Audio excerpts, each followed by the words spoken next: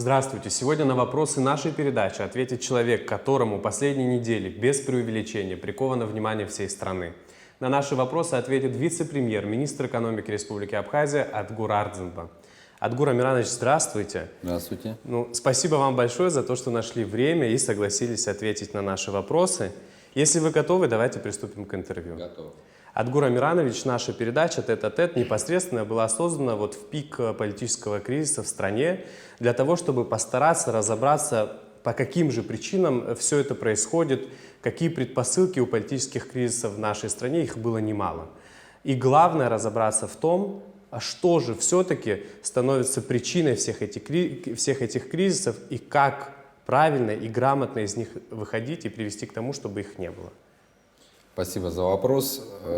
Это очень интересный вопрос и широкий вопрос. На самом деле Абхазия — это молодое государство, государство, которое находится в контексте бывшего Советского Союза, и все тенденции, которые имеют место быть на территории бывшего Советского Союза, я имею в виду новые республики, которые образовались, они так или иначе между собой связаны. Мы имеем примеры такого рода кризисов и в других республиках. Но если говорить конкретно о нашей стране, то, к сожалению, у нас эти кризисы политического характера, они затянулись и не дают, без привлечения, если говорить, не дают нам развиваться и идти вперед. На мой взгляд, это связано с тем, что у нас в стране до сих пор есть определенные запросы общества, с одной стороны, с другой стороны, до сих пор сохраняется подход, который не удовлетворяет и не соответствует тенденциям нового времени. Если мы возьмем для примера другие республики бывшего Советского Союза, мы видим примеры, где некоторые республики, они перешли на современный уклад жизни, внедрили современные подходы в управлении государством. Те, кто этого не смог сделать, они стоят на месте, не развиваются и имеют большие проблемы как в экономике, так и в политике. В нашем же случае я считаю, что нам необходимо в очень короткие сроки переформатировать подходы к управлению государством, взаимодействие с обществом, потому что, еще раз повторюсь, общество обоснованно требует от власти, от элит изменений. Общество обоснованно требует современных подходов. К сожалению, политические круги Абхазии, они в большей степени они еще сформированы в пределах старой формации. И это не дает давать те сигналы и давать такие возможности для государственного развития, для того, чтобы удовлетворить те запросы, которые есть. Вот это, мне кажется, основная причина кризиса. С другой стороны, конечно, я категорически против такого рода действий. Я имею в виду сейчас кризисные ситуации, когда вот определенный такой выброс энергии происходил 2004 года, 2014 года. Вот в 2020 году, в начале года, произошло приблизительно то же самое. Сейчас нет никакого смысла давать, конкретизировать оценку, кто больше поломал там стекол и окон, дверей. Это абсолютно бессмысленное занятие и упражнение. Поэтому хочу сказать, что я категорически против, с одной стороны. С другой стороны, конечно, надо понимать и меру ответственности власти, которая должна вовремя услышать народ, вовремя, еще раз говорю, понять те вызовы и тенденции, которые происходят не только внутри Абхазии, но и за пределами нашей страны. Мы не можем абстрагироваться от того, что происходит даже в Российской Федерации, там, в других странах в регионе. Если говорить о такого рода подходах, мы видим, к сожалению, что такого рода методы применяются и вот сейчас буквально там последние дни, когда мы видели ситуацию, когда там группа определенных там молодых людей пыталась там ходить по городу, искать каких-то виноватых в заявлениях, контрзаявлениях, обвинений. Это недопустимо. Я хочу сказать, что и воспользоваться вот этой нашей с вами встречей и обратиться ко всем, сказать, что всем политическим силам Абхазии взять на себя ответственность и не допускать такого рода действия. Мы не должны позволять Абхазию опускать до первобытного уровня. Понимаете, такого рода выяснения отношений на улице, они неприемлемы. И хочу вам сказать, что такого рода вещи мы допускать не должны и не будем. Адгур Амирович, спасибо большое. Вы в своем ответе говорили о новых подходах Да. к развитию страны. Вы несколько лет занимаете должность министра экономики Республики Абхазия. Неоднократно публично говорили о том, что в принципе у абхазской экономики есть тенденции к развитию. Однако, если смотреть на практике, и об этом очень часто говорят вот те же самые простые граждане, которые в принципе и участвуют дальше в каких-то политических событиях.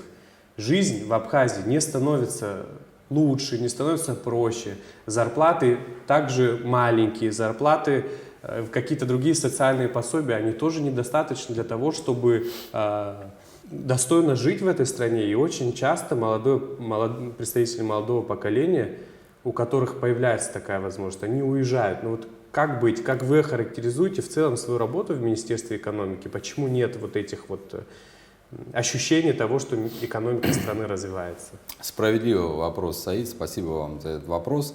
Я начну с конца по поводу того, что молодые люди уезжают. Я совершенно с вами согласен. Это большая для нас беда. В принципе, миграция людей – это нормальные процессы, но есть первопричины и источники, да, такого рода вещей.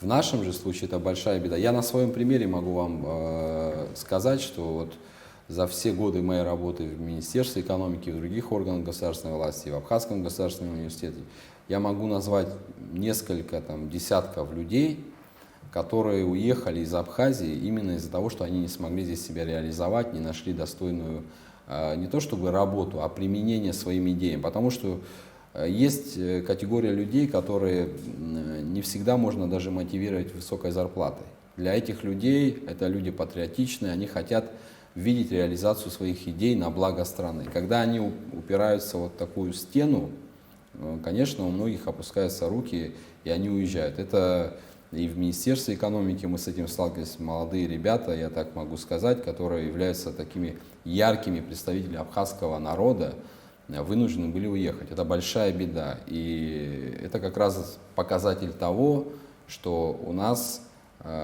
мягко скажем, не совсем все в порядке. Что касается экономического развития, я хочу немножко вас поправить. Я никогда за все годы своей работы не говорил, что у нас все хорошо. Я более чем трезво осознаю ситуацию в Абхазии. И несмотря на то, что последние годы у нас и политические катаклизмы, и очень неконтролируемая ситуация с криминалом, и с тем, что есть, вот знаете, очень критическая оценка ситуации. Даже эта критическая оценка, она зачастую превосходит реальность, но это я понимаю, что в политических целях, с одной стороны, это люди как бы думают о том, что такого рода политические приемы, они действуют, но они бесполезны. Понимаете, если постоянно с утра до вечера говорить о том, что у нас в стране кризис, у нас все плохо, наш корабль тонет, но никто не красит палубу тонущего корабля, понимаете? Нельзя так тоже совсем вот так вот относиться к своей стране. Но, несмотря на всю критику, несмотря на все негативные тенденции, которые имеют место в нашем обществе, несмотря на криминал, несмотря на то, что есть сложности с правоприменительной практикой, я имею в виду гражданское законодательство, я имею в виду судебную практику, я имею в виду защита прав инвесторов и так далее, и многое другое, несмотря на все эти сложности, наши предприниматели, надо отдать им должное, и они работают усердно, и если вы возьмете показатели, экономические показатели, они все растут. То есть я имею в виду экспорт, вообще товарооборот в целом, соотношение импорта и экспорта. То есть, конечно, они нас не удовлетворяют, эти показатели. Но это говорит об обратном, это говорит о том, что у нас есть очень большой потенциал. Вот в той кризисной ситуации, в которой мы в принципе живем уже много лет, я имею в виду политический кризис, когда общество расколото, и с одной стороны есть силы, которые всячески противодействуют, прямо скажем, развитию, с другой стороны есть определенная часть тех людей, которые во власти, и надо честно говорить, и не все, и далеко не все, кто попадает в властные кабинеты, в коридоры, они чисты на руку и так далее. Вот это во всей этой ситуации наши предприниматели двигают нашу экономику вперед. И это меня всегда обнадеживает, потому что если мы сможем на короткой дистанции. А я уверен, что мы сможем это сделать. Я говорю сейчас не просто о каких-то нереализуемых вещах, я говорю о конкретных шагах, которые нужно сделать. Я думаю, мы позже об этом скажем. То вот этот выброс энергии позитивный, он превзойдет наши все самые смелые ожидания. Абхазия — это страна, я не хочу никого обижать, там, называя другие страны. Абхазия — страна, имеющая на душу населения колоссальные ресурсы. Я имею в виду наши климатические условия, наши природные ресурсы. И вообще место расположения Абхазии, оно очень удачно. Но самый главный ресурс Абхазии — это люди.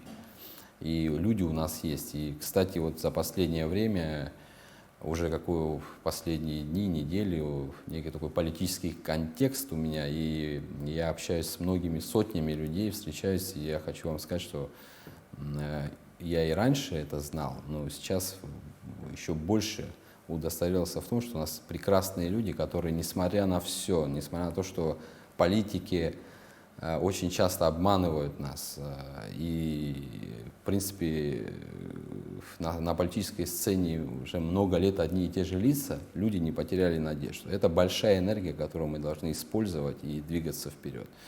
И я думаю, что мы сможем это сделать. Адгур Амиранович, не могу не воспользоваться возможностью и не задать вам вопросы, связанные с вашим намерением баллотироваться на высший государственный пост.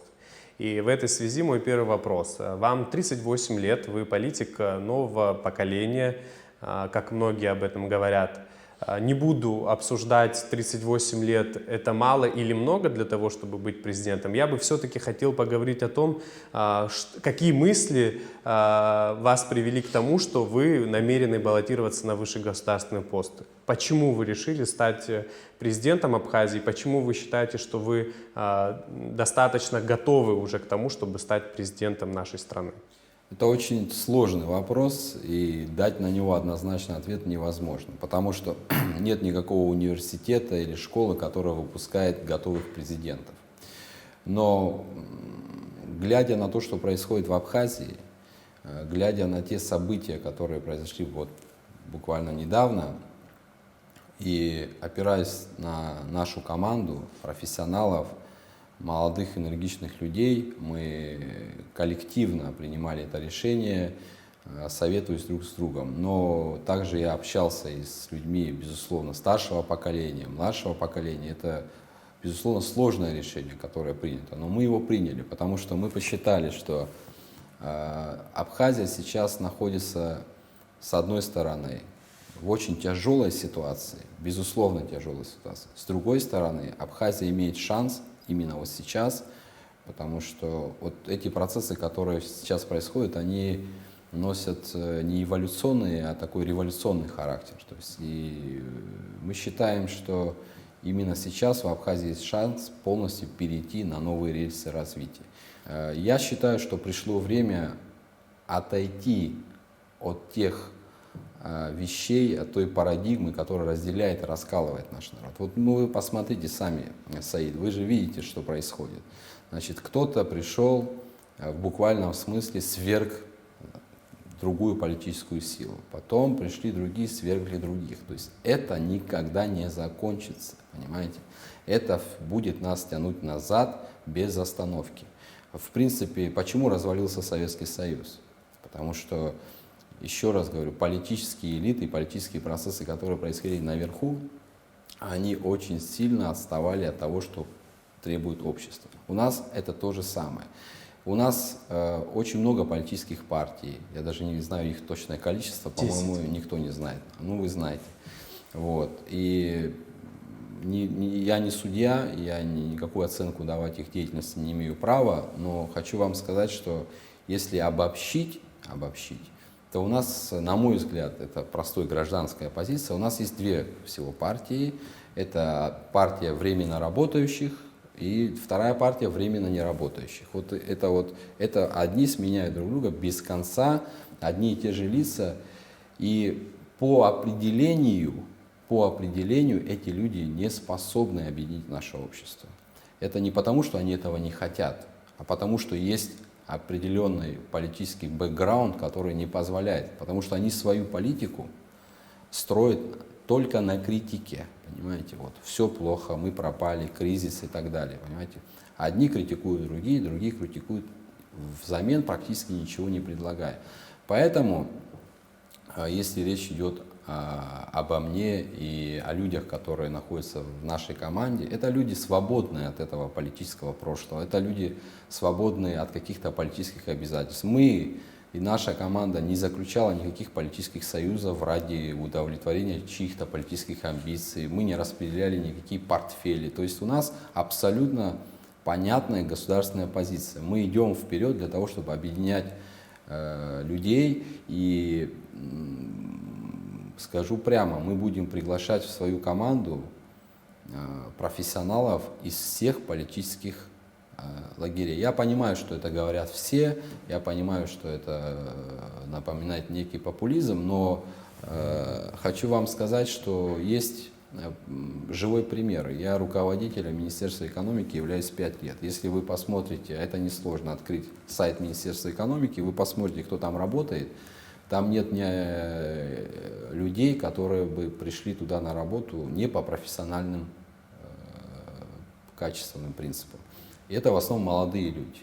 Вот именно так, я считаю, надо работать во всем нашем государстве. Этот голосовал за того, этот здесь поломал больше дверей, это надо заканчивать. Именно по вот этой причине мы приняли решение идти вперед.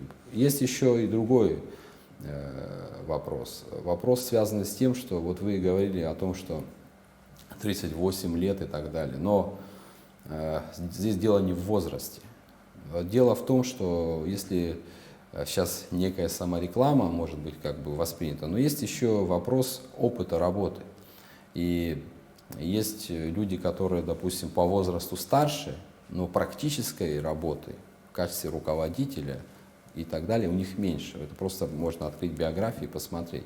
Поэтому я считаю, что сейчас молодая энергия, которая есть, она должна быть собрана в кулак, и используя опыт наших старших, безусловно, людей, которые защитили нашу страну, это в первую очередь ветераны войны, двигаться вперед. Адгур Амирович, несколько раз вы произнесли «наша команда». О ком идет речь?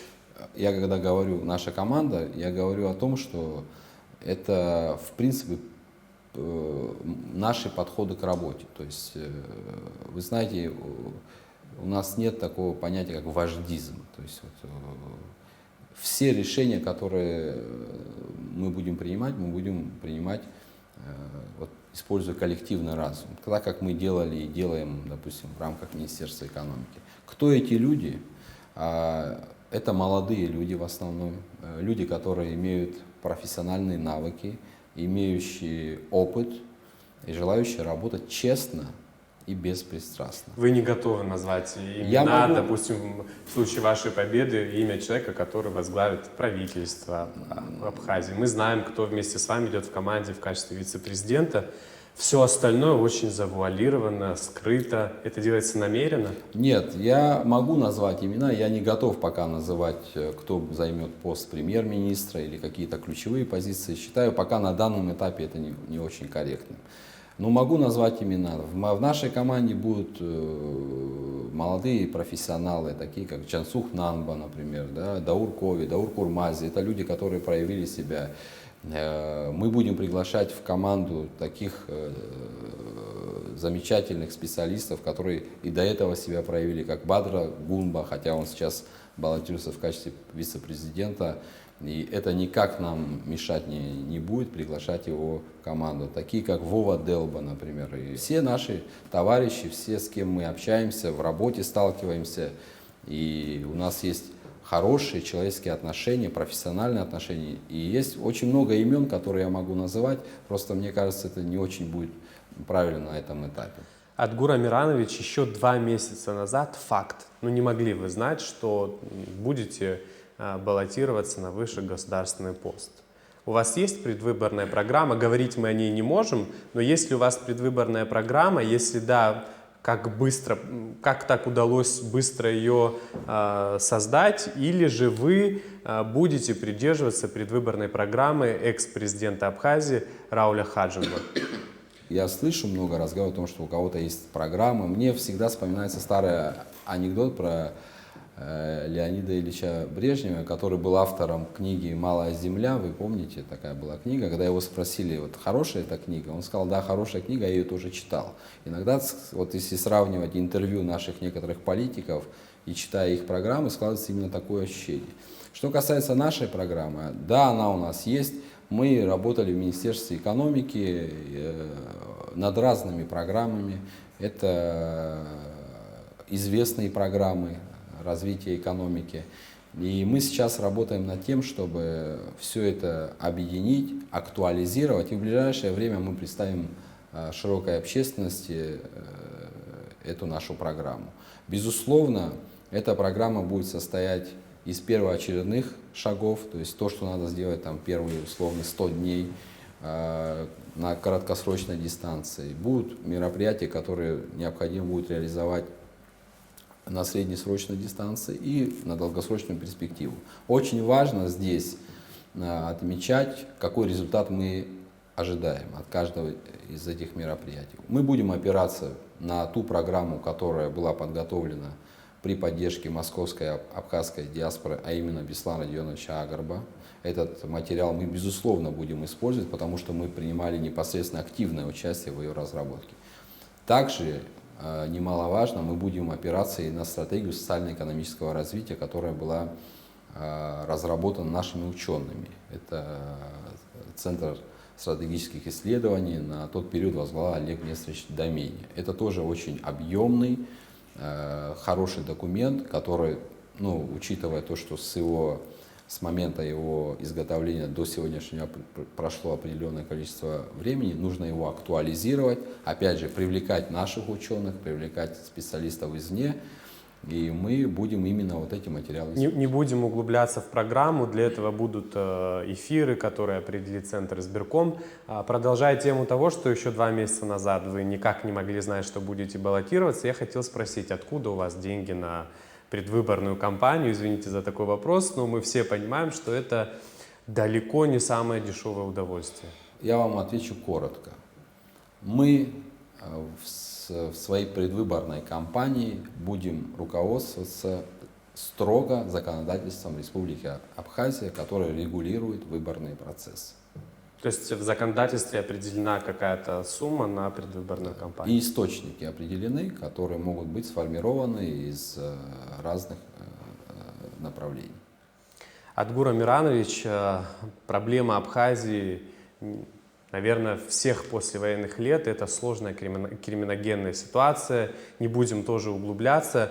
Как вы к этому относитесь и в случае своего избрания на должность президента Абхазии готовы поддержать закон, соответствующий закон, борьба с организованной преступностью?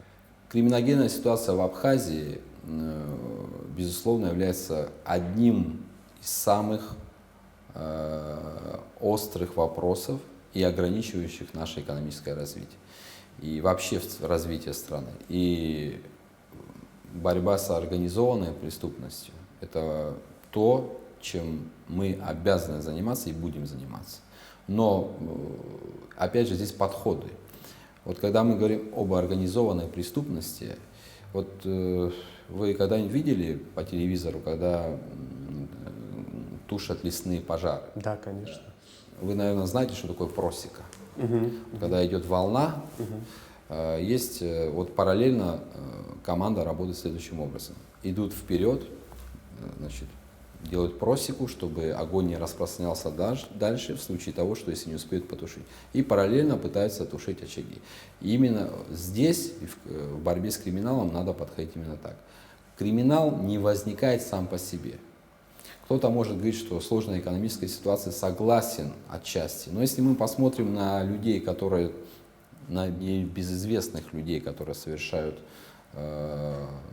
особо тяжкие преступления, я хочу вам сказать, что там есть далеко не бедные люди, которые. То есть это не только экономическое основание. Здесь самое главное, надо понять первоисточник. Я думаю, что первоисточник – это система образования.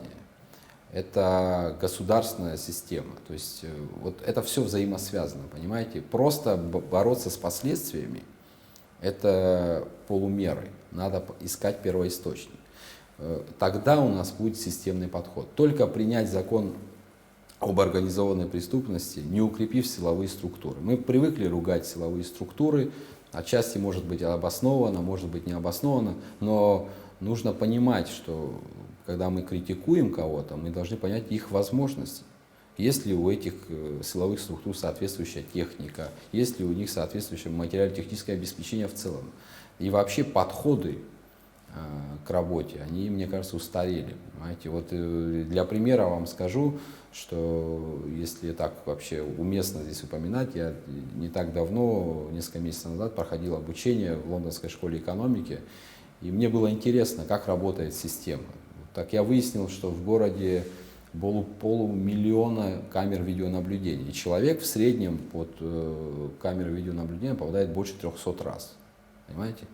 И мне стало интересно, после того, как я вернулся, и я общался тогда с министром внутренних дел, и с председателем службы госбезопасности, с премьер-министром, тогда еще с президентом об этом говорил, как можно реализовать такого рода проект.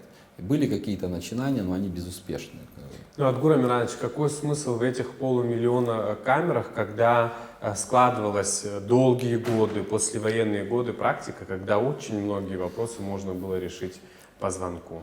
Абсолютно верно. Как можно ослабить криминал? Очень просто. Отрезать связь с властью. Когда некий криминальный авторитет может позвонить в какой-то государственный орган и решить какой-то вопрос, у этого криминального элемента появляется влияние в обществе. То есть к нему обращаются люди, попадая в те или иные ситуации, и он становится неким мостом решения проблем. Вот этот мост необходимо перерезать, вот эту нить. И тогда у криминала не появится возможности влиять на массы. Но еще раз хочу вам сказать, у молодых людей, у подрастающего поколения должны быть правильные ориентиры. Если мы сейчас с вами встанем и вот ради эксперимента пойдем в любую школу, вот здесь в городе Сухум, и спросим у наших детишек, старшеклассников, назовите нам, пожалуйста, 10 героев Абхазии. У меня есть сомнение, что не каждый сможет назвать. Если мы спросим у ребят, назовите нам 10 криминальных авторитетов, я думаю, что они назовут и 20. Вот что такое идеология, понимаете? Вот где надо тушить пожар, где надо делать просеку. Просека — это школа, это детский сад, то есть там надо работать.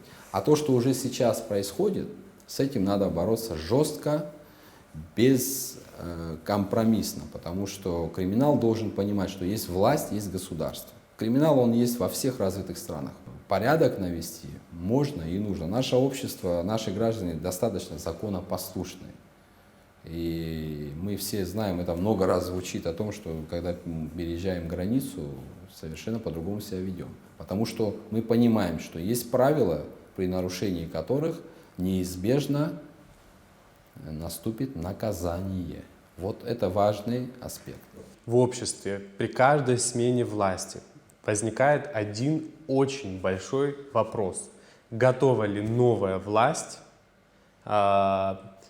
привести к уголовной ответственности тех, крупных политиков, которые были замешаны в каких-то серьезных уголовно наказуемых делах?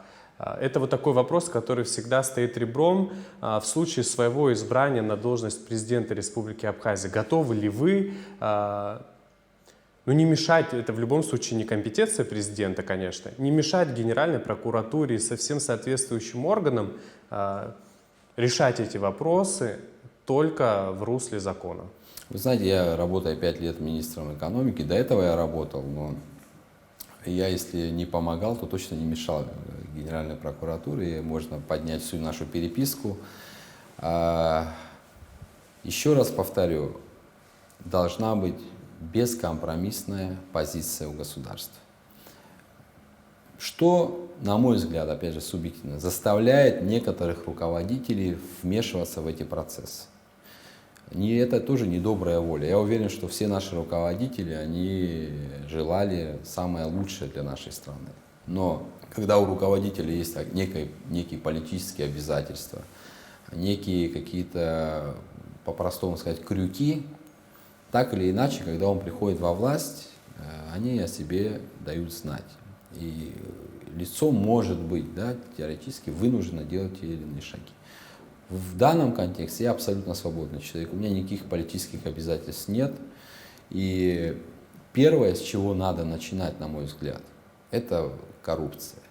Вот это, опять же, пахнет неким популизмом, но я считаю, что это очень важное направление, с которого надо начинать, и борьба с коррупцией должна осуществляться в рамках закона всеми возможными методами.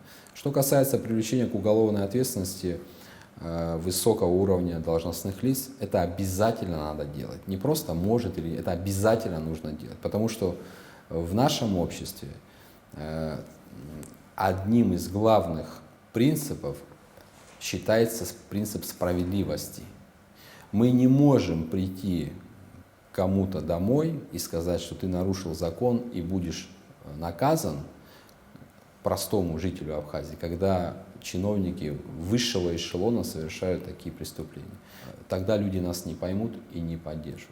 Мы должны опираться на людей простых. А что касается неприкасаемых, таких не будет, я вам гарантирую. У нас, вы до этого задавали вопрос, кризис, почему не происходит. Они происходят, потому что у нас колоссальное расслоение в обществе. И вы это знаете. Кучка, определенная кучка, я так назову, людей, политиков, около политических фигур, сменяя друг друга, обогащаются. То есть у них даже и манера поведения такая хамская, понимаете, они демонстрируют свое богатство, нажитое в очень короткие сроки. Они ведут себя очень вызывающе в нашем обществе. Они, значит, показывают, демонстрируют всем остальным, что для них закон не писан. И, извините, когда пришла беда в наш дом, когда была война, весь народ встал. Кто-то с оружием в руках, кто-то дома там шил форму, зашивал что-то какие-то там, кто-то в поле сажал кукурузу и так далее. Все мы встали на защиту. Когда закончилась война, получилось так, что кому-то можно, кому-то нельзя. Вот наша главная беда.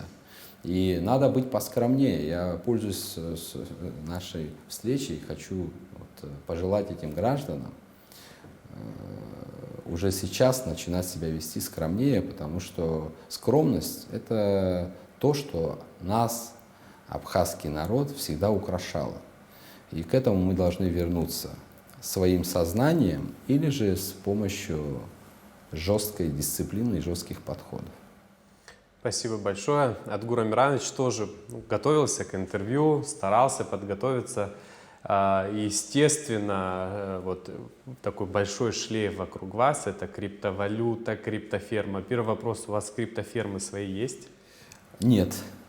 И вот в чем тут, вот пытаюсь разобраться, правда, я думаю, что многие наши телезрители тоже, а в чем проблема? Почему, в смысле, это когда речь идет о вас и речь идет о криптовалютах, криптофермах, это все в таком негативном русле? В чем главная загвоздка? Вы понимаете, есть политическая борьба. И в этой борьбе, к сожалению, вот эти первобытные методы, они сохраняются. И, наверное, когда по человеку, который работал и работает уже 9-й год на государственной службе, нет за что зацепиться, начинают какие-то там выдумывать. Я вот, пользуясь случаем, хочу обратиться ко всем нашим гражданам. И до этого уже об этом говорил и силовым структурам. Это специально раскручивается тема. Почему? Потому что я действительно поддерживал эту идею, но в другом контексте. И понимаете, в чем проблема? Когда есть некие новые экономические тенденции, когда есть некие процессы, которые происходят за пределами твоей страны, а я об этом говорил еще 2,5 года назад, даже раньше. И ты прогнозируешь, и ты можешь в состоянии видеть, что это придет в Абхазию. В любом случае это придет, так или иначе. Но нужно быть к этому готовым. Надо отрегулировать все это на законодательном уровне. К сожалению, я тогда не получил соответствующей поддержки, и получилось самое плохое. Государство опоздало в регулировании данного вопроса, и возник некий теневой рынок. И из-за того, что я как раз и говорил о том, что нужно отрегулировать и бороться с тем, что у нас дефицит в энергетике, и я понимал, чем это чревато, что нужно принимать соответствующие законы на опережение, которые ограничивают, где-то запрещают, где-то дают возможность в параллельном направлении двигаться. Это сделано, к сожалению, не было, и вот мы пришли к тому, к чему пришли, где у нас есть теневой рынок, который, в принципе, мы пришли к тому, что, кстати, Министерство экономики было одним из инициаторов введения запрета вообще на эту деятельность. Поэтому вообще вот все, что связано с такими вымыслами, они меня очень веселят. И связано там с коррупционной какой-то составляющей. Я честно и серьезно могу вам сказать, и вот сейчас, я думаю, нас будут смотреть многие, если найдется хоть один человек, который скажет, что Адгур Арзанба, работая министром экономики, который работает преподавателем Абхазского государственного университета или где-то еще, имеет малейший, значит, признак коррупционной составляющей, я готов полностью закрыть всю политическую историю навсегда. Люди, которые глубже копали, они прекрасно об этом знают, что это так. И поэтому через неустановленные, пока не установленные, там работа идет, лиц, они пытаются заниматься вбросами такого рода информации. И еще, наверное, что-то придумают. У нас еще все впереди. Ну вот Адгур Амирович тоже, вот вы много раз об этом сказали, не могу не спросить, о каких-то, скажем так, черных пиар-продвижениях, очернения кандидата. Но не может же быть так, что только ваши оппоненты этим занимаются. В вашей команде, может, вы просто не контролируете. Вот, или есть какие-то принципы, вот это нельзя, вот это можно, вот тут границы нельзя переходить. Не может же быть так, что только вот с одной стороны. Саид, я хотел бы внести уточнение. Я не сказал, что мои оппоненты этим занимаются. Я сказал, что эти лица еще не установлены, но установлены будут. И поэтому я Кстати, если говорить об оппонентах, у меня прекрасные человеческие отношения с Александром Владимировичем Анква. У нас с ним в один день рождения, мы друга поздравляем. С Асланом Георгиевичем Бжани, тоже человечески прекрасно. Он был депутатом, есть депутатом парламента и будучи министром экономики, мы тесно общались по разным вопросам. Всегда живо реагировали на его запросы депутатские. Леонид Юрьевич Дзябшба был министром внутренних дел. Я с ним работал как коллега. Поэтому у меня никаких проблем с так называемыми, как вы выразились, оппонентами, я даже не хочу их так называть, нет. Я думаю, что это некие люди, которые как бы стараются, может быть, внести свой какой-то условно весомый вклад, и не совсем как-то это хорошо получается. Это работает против их целей. Это надо вот им понимать.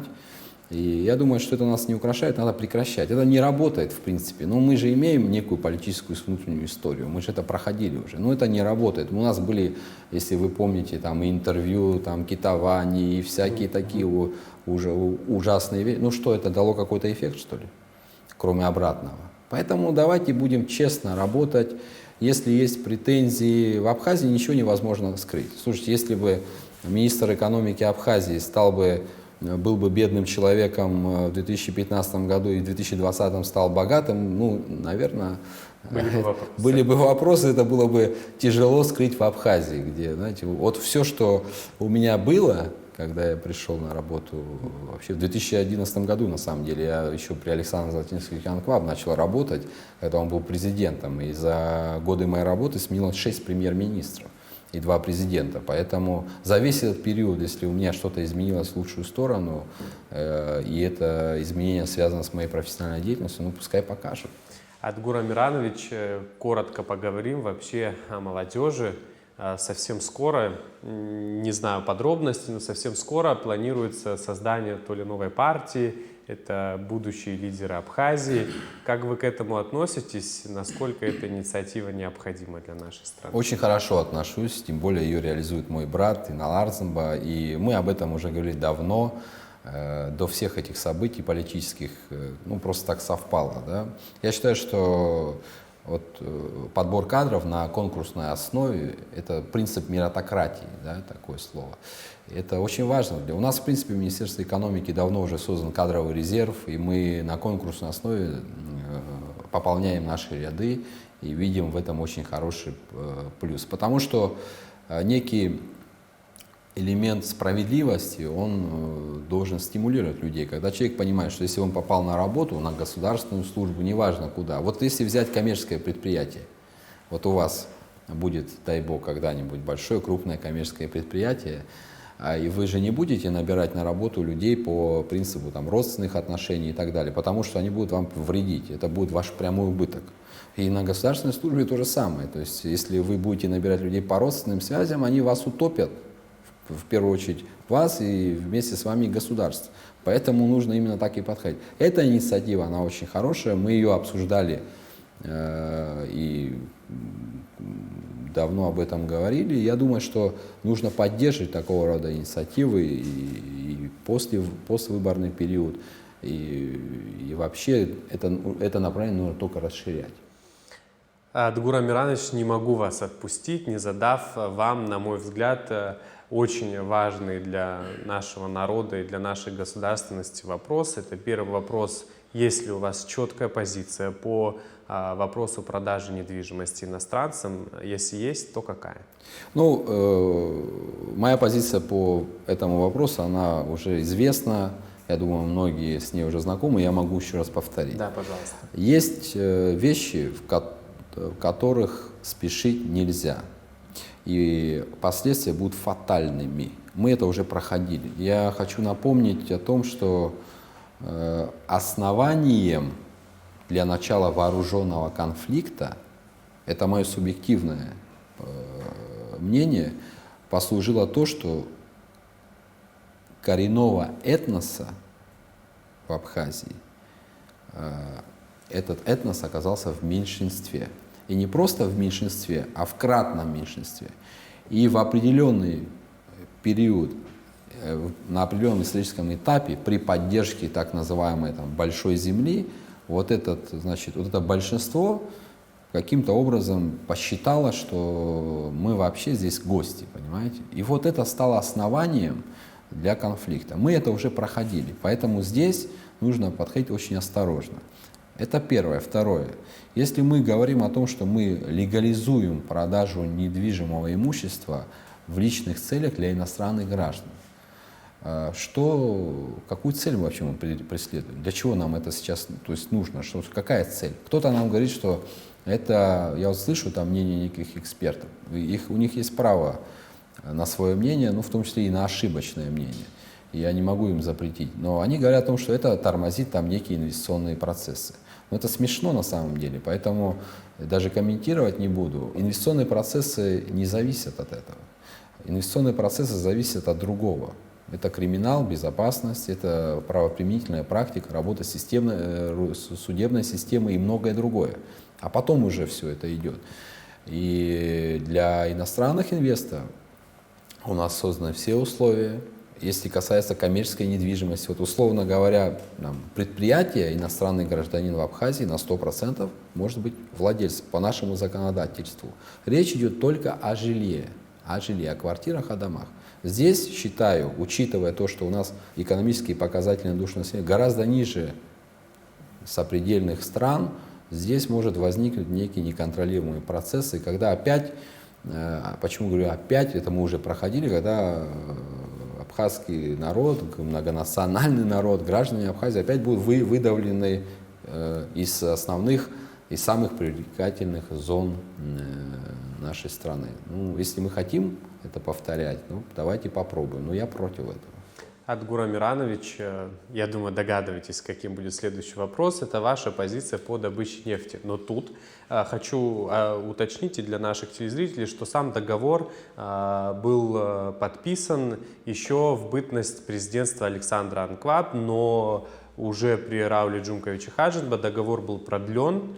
Я это все говорю к тому, что на время продления договора вы занимали должность министра экономики Республики Абхазия. Вот возвращаясь к моему вопросу, Адгур Амиранович, есть у вас четкая позиция по вопросу добычи нефти и какая она? нефть – это ресурс, правильно? Я стою на том, что все ресурсы, которые есть у нашей республики, это все ресурсы, да, в соответствии с Конституцией это прописано, это собственность народа Абхазии. И народ Абхазии должен решать, что с этим делать в рамках действующего законодательства. У нас есть закон о недрах и другие законодательные акты, которые регулируют данную сферу. Считаю, что все эти вопросы можно решать только на прозрачной основе. Почему возникает много досужих разговоров? И прямо скажу, там мы видим некие такие ура-патриотические настроения, потом не доводящие свои инициативы до логического завершения. Это мешает вообще, в принципе, этому процессу. Потому что есть некий ареал закрытости. Нечего тут прятать. И это принадлежит всем нам, вам, мне, всем гражданам Абхазии. Надо это открыто обсуждать. Если у нас есть некий ресурс под названием углероды, нефть, давайте будем решать, значит, что это такое, в каком объеме, где это находится, сколько это стоит, сколько это будет приносить в бюджет. Разве это все в договоре не указано? Нет. Это договор только на разведку и добычу, который, я вас поправлю, если я не ошибаюсь, еще при Сергее Васильевиче Багапше обсуждался и был подписан. А потом уже другие договора были при Александре Золотинсковиче Анкваб и были продлены при Рауле Джумбовиче Хаджимба и продлены актами правительства. Позиция Министерства экономики на тот момент, она известна всем тем, кто принимал это решение. Мы немножко, конечно, воздерживались от поспешности этих принятия решений, потому что надо было разобраться, что послужило, значит, основанием для того, чтобы не выполнялись обязательства. Но это не говорит о том, что мы не должны быть последовательны. Это очень важно. Если при одном президенте было подписано одно соглашение, при втором второе, третье, если будет у нас всегда меняться вот этот вот курс, с нами никто серьезно работать не будет. Компания «Роснефть», например, это очень серьезная, крупная компания, с которой можно и нужно работать в разных направлениях. Еще раз говорю, здесь я очень глубоко в этой теме, я могу час об этом говорить, но главный принцип – это прозрачность. Второй принцип – это максимизация интересов абхазского народа. И третье – это экологическая составляющая, потому что мы все должны об этом думать, то есть вот взвешивать риски. Когда вы делаете шаг, вы должны понять, что вы можете приобрести и что вы можете потерять. Вот именно таким путем, привлекая профессионалов. Более того, я хочу вам сказать, что если мы придем к реализации этого проекта, нам необходимо будет привлекать иностранные компании. И у нас уже были некие контакты там, с французскими гражданами, специалистами, которые должны осуществлять весь мониторинг. Надо прямо говорить о том, что в Абхазии нет специалистов, которые ни в Министерстве экономики, да вообще нет специалистов, которые могут осуществлять качественный экологический, финансовый, экономический мониторинг такого рода проектов. Это новая совершенно для нас сфера. Поэтому именно так мы и будем подходить. Ну и Адгур Амирович, тоже, прям, мне кажется, очень важный вопрос. Лидеры оппозиции вот, после вот спада, пика вот этого вот кризиса начали говорить о том, что необходимо налаживать экономический диалог с Грузией. Как вы лично к этому относитесь и вообще прокомментируйте? Я категорически против отношусь к этому, потому что Грузия, насколько мне известно, таких инициатив, оформленных в отмене своих вообще первобытных актах о оккупированных территориях и так далее, никаких инициатив не проявила. Поэтому здесь, знаете, бежать впереди поезда не вижу никакого смысла.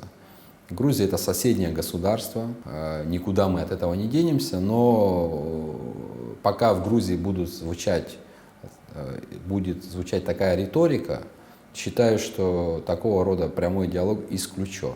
У нас есть формат, это женевские дискуссии, где Россия, Грузия, Абхазия, Южная Осетия, вот в таком формате мы общаемся. Я думаю, что надо использовать максимально потенциал этого формата, а дальше уже покажет жизнь. Опять же, мяч на стороне Грузии находится. Им надо сделать шаги по признанию суверенитета Республики Абхазия и избавиться от этих фантомных болей, так называемых. принять действительность, которая существует уже 27 лет, тогда уже будем разговаривать и продолжать, может быть, какие-то вещи. Адгур Аминович, большое спасибо за то, что нашли время и ответили на наши вопросы. Спасибо вам большое, Саид, за то, что предоставили такую возможность ответить на эти действительно интересные вопросы, содержательную беседу. И вам, как гражданину Абхазии, всем гражданам я хотел бы пожелать удачи, спокойствия. Все у нас будет хорошо, не нужно поддаваться ни на какие провокации. Сейчас политики будут пытаться вовлекать людей в какие-то такие процессы, использовать какие-то вопросы, связанные с манипуляцией, силовым давлением. Не нужно на это поддаваться. Мы строим демократическое, свободное государство, и нужно идти вперед, надо оставить все проблемы в прошлом, все обиды в прошлом, надо объединяться и двигаться вперед. Все будет хорошо. Спасибо большое. Уважаемые телезрители, я напоминаю, что у нас в гостях был вице-премьер, министр экономики Республики Абхазия Адгур Ардзинба. Встретимся совсем скоро.